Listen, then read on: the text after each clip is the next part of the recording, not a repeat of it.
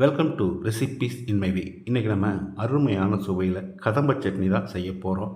இட்லி தோசை ஊத்தாப்பத்துக்கு ரொம்பவே பிரமாதமான இந்த கதம்ப சட்னியை எப்படி செய்கிறது, இதுக்கு தேவையான பொருட்கள் என்ன பார்க்கலாம் வாங்க.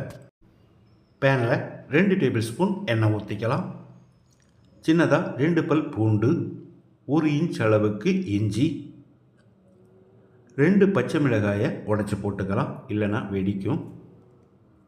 2 வரமிளகாய், 2 டீஸ்பூன் உளுந்துப்பருப்பு, 2 டீஸ்பூன் கடலைப்பருப்பு, ஒரு சுண்டைக்காய் அளவுக்கு புளி. அளவான தீயில் ஒரு 30 செகண்ட் இதை வறுத்துக்கலாம்.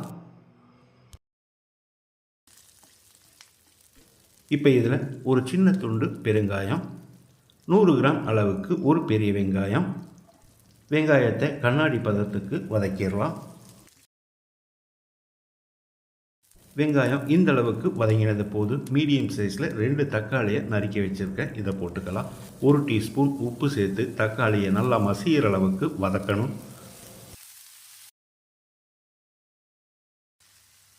தக்காளி நல்லா வதங்கிருச்சு. ஒரு கைப்பிடி அளவுக்கு புதினா இலை, அதே அளவுக்கு மல்லி இலை. மல்லி இலையும் புதினாவும் சுருடுற அளவுக்கு வதங்கினா மட்டும் போதும். மல்லி புதினா இந்த அளவுக்கு வதங்கினது போதும். ஸ்டவ் ஆஃப் பண்ணிவிட்டு 4 டேபிள் ஸ்பூன் துருவின தேங்காயை சேர்த்து ஒரு 10-20 செகண்ட் பரட்டி விட்டுடலாம். கதம்ப சட்னிக்கு தேவையான எல்லாத்தையும் வதக்கிட்டோம். இதை ஆற வச்சிடலாம்.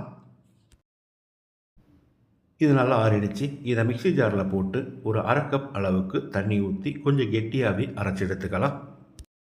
மணக்க அருமையான சுவையில் நம்மளோட கதம்ப சட்னி ரெடி ஆயிடுச்சு. கடுகு கருவேப்பிலை போட்டு தாளித்து கொட்டிடலாம். 2 இட்லி சேர்த்து சாப்பிட்ற மாதிரி நான் செஞ்சுருக்கிறேன் இந்த கதம்ப சட்னியை இதே அளவுகளோடு நீங்கள் செய்து பாருங்கள். இந்த வீடியோ பிடிச்சிருந்தால் லைக் பண்ணுங்கள், கமெண்ட் பண்ணுங்கள், ஷேர் பண்ணுங்கள். சப்ஸ்கிரைப் பண்ணாதவங்க சப்ஸ்கிரைப் பண்ணுங்கள். மறக்காமல் பெல் பட்டனை கிளிக் பண்ணுங்கள்.